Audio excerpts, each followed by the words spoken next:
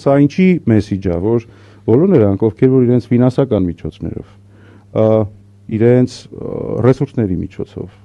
իրենց կարողությունների միջոցով կարող են ունենալ քաղաքական հավակնություններ, չունենան այդպիսիք եւ կամ ստիպված լինեն հաշվի նստել օրվա քաղաքական իշխանության կամքի հետ կամ հայտնվել բանտում։ Այսինքն բոլոր այս երևույթները ցուցիչներ են, հա, քրոնիկ հիվանդությունների, որոնց միջոցով է իշխանություն պահվում այսօր։